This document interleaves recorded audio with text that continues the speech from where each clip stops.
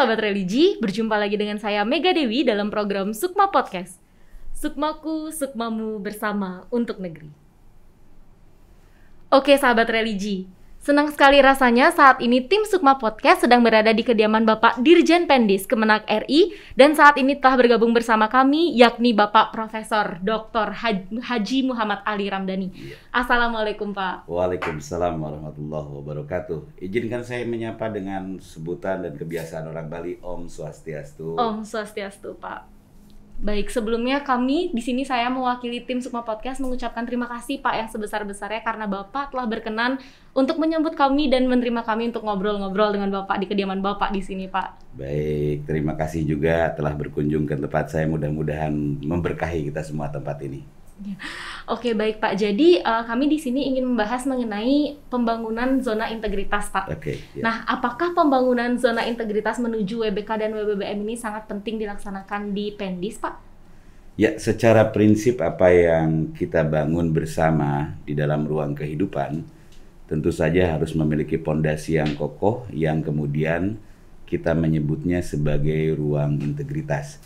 Dan ini adalah salah satu pokok hal yang harus menjadi muara dari sebuah lembaga pendidikan. Iya betul sekali. Nah, karena sangat penting, lalu adakah langkah-langkah penting yang akan atau mungkin sudah Bapak lakukan dalam upaya membangun zona integritas khususnya pada Satuan Kerja Pendidikan Islam di madrasah maupun PTKIN Pak? Jadi secara prinsip integritas ini adalah sebuah nilai. Dan nilai ini tentu saja harus diinternalisasi melalui berbagai ikhtiar. Ikhtiar-ikhtiar yang paling konkret adalah ketika kita melakukan injeksi, diseminasi, internalisasi melalui proses-proses yang kita sebut sebagai proses pendidikan dan pembudayaan. Tetapi kita memandang bahwa proses ini menjadi sempurna manakala kemudian dilakukan sebuah proses yang lebih sistematis dengan mendeklarasikannya sebagai sebuah gerakan bersama. Dan gerakan bersama ini dilakukan oleh seluruh satker di lingkungan Direktorat Jenderal Pendidikan Islam, dan kita melakukan ikhtiar-ikhtiar secara nyata di samping melakukan proses pembudayaan dan internalisasi, juga melembagakan melalui proses yang ditata diatur oleh kementerian yang mengatur tentang reformasi birokrasi. Baik. Nah Pak, seperti yang kita ketahui terdapat 32 madrasah yang telah dijadikan pilot project untuk membangun wilayah zona integritas ya Pak ya. Nah, adakah syarat khusus pada penunjukan pilot project tersebut Pak? Secara prinsip bahwa pilot project ini adalah tempat dilakukannya sebuah proses inisiasi awal. Inisiasi awal kita tidak memilih dan memilah berdasarkan kriteria-kriteria tertentu, tetapi kita lebih memilih pada sebaran wilayah. Jadi kita ingin ada epicentrum, pusat-pusat getaran untuk membangun integritas ini pada ruang-ruang kewilayahan, agar tidak kemudian bertumpuk di sebuah wilayah. Jadi dasar yang melatar belakanginya bukan pada persoalan persyaratan yang sifatnya itu administratif, tetapi lebih pada ruang kewilayahan. Baik Pak, jadi mengingat masih rendahnya PTKIN maupun madrasah yang menjadi wilayah berpredikat WBK dan WBM, kemudian adakah kiat-kiat yang bisa mungkin Bapak sampaikan dalam upaya membangun zona integritas menuju WBK dan WBBM terhadap unit Satuan Kerja Pendis Kementerian Agama, terutama pada PTKIN maupun madrasah Pak? Wah, Gek ini kalau ngobrol cepat kali ya. Saya senang juga itu. Itu menandakan Gek ini orang cerdas. Oke. Dan sebagai generasi muda memang harus selalu semangat Pak. Oh iya, saya setuju itu, semangat. Masih rendahnya PTKIN dan madrasah yang kemudian memperoleh predikat sebagai wilayah yang memiliki predikat zona integritas, kemudian WBK. Ini persoalannya administratif. Sesungguhnya apa yang kami lakukan hari ini itu sudah memenuhi ruang-ruang itu, tetapi tidak kemudian dicatat sebagai sebuah hal yang sifatnya formal. Bagi kami, sebagaimana yang kita sepakati bersama budaya kerja di lingkungan Kementerian Agama, yang menekankan pada 5 prinsip utama. Ada yang disebut dengan integritas, profesionalisme, inovasi, kemudian tanggung jawab dan keteladanan. Ini pada dasarnya adalah hilir dari zona integritas ini. Sebetulnya kita sudah, cuman memang belum di-assess. Artinya bahwa kalau kemudian dipandang rendah dari sisi kuantitas, zona integritas ini, dari sisi kualitas saya berani menjamin bahwa madrasah dan PT KIN sudah memasuki ruang-ruang ini. Jadi saya juga tadi memperoleh inspirasi dari Bu Kanwil Bali tentang konsep pelita. Jadi pelita itu adalah sebuah kaidah tentang pelayanan inspiratif terpercaya. Okay. Jadi kita akan menghadirkan madrasah kita, PT KI kita, itu tidak sekedar menjadi menara gading yang elok, indah dan berwibawa untuk dipandang, tetapi dia mewujud menjadi mercusuar yang mampu menerangi di saat kegelapan, mampu mengantarkan masyarakat ketika dia mencari peradaban. Dia menjadi pelita. Betul sekali, luar biasa sekali ya Pak. Enggak, kaidahnya dari Bu Kanwil.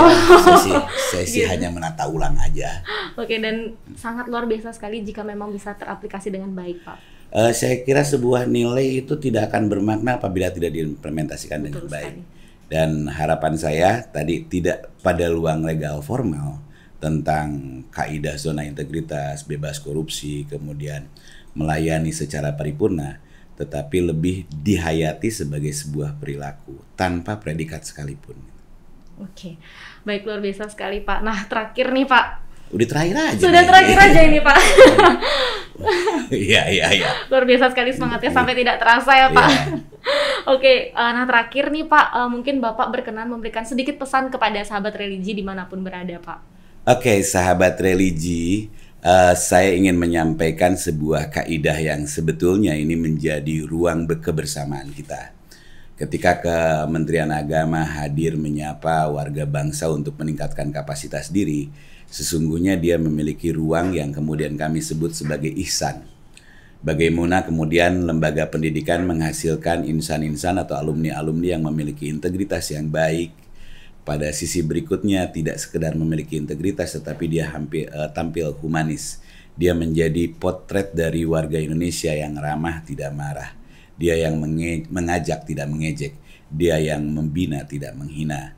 Kemudian selanjutnya setiap langkah dan perilakunya itu memiliki dimensi spiritual. Jadi ihsan ini pertama adalah integritas, kemudian humanisme, spiritualitas, dan yang tak kalah penting adalah adaptif. Bagaimana kemudian ruang-ruang kenyataan pada hari ini yang sarwa berubah itu harus kemudian menjadi penciri utama dari kemampuan peserta didik kita agar kemudian dia menjadi raja pada dinamika zamannya. Raja menjadi pada dinamika zamannya adalah bercirikan yaitu insan-insan yang beribukan waktu, berayahkan zaman. Dia mampu menarik bersama zaman untuk kemudian menarikan zaman. Artinya bahwa ilmunya di samping dia memiliki kekokohan agama pada satu sisi, tetapi dia juga selalu mengupdate kemampuan dirinya dengan di lingkungan strategis yang ada, katakanlah teknologi. Dan yang tak kalah penting dari ihsan ini penghujungnya adalah nasionalisme. Ketika kita menyebut bahwa kecintaan kita terhadap bangsa adalah bentuk final dari seorang manusia yang paripurna. Wow, sahabat religi, berarti sangat luar biasa sekali Bapak Dirjen Pendis Kemenak RI kita. Ya, terima kasih. Dan saya sangat terinspirasi dengan kata-kata Bapak barusan, Pak. Ya, makasih. Makasih, Gek. Saya senang Anda bisa di sini. Kita berbagi bersama untuk membangun Indonesia yang lebih baik. Setengah. Ya. Oke Pak, baik, terima kasih sekali Pak atas waktu yang telah diluangkan. Sama-sama. Ya. Sehingga kami bisa ngobrol-ngobrol dan mengunjungi kediaman Bapak. Iya, saya senang juga. Dan ini adalah tamu pertama dari Bali ke rumah saya. Oke, baik. Ya, asli itu ya. Sapaan penutupnya, izinkan saya menutup. Om Santi Santi Santi Om. Terima kasih.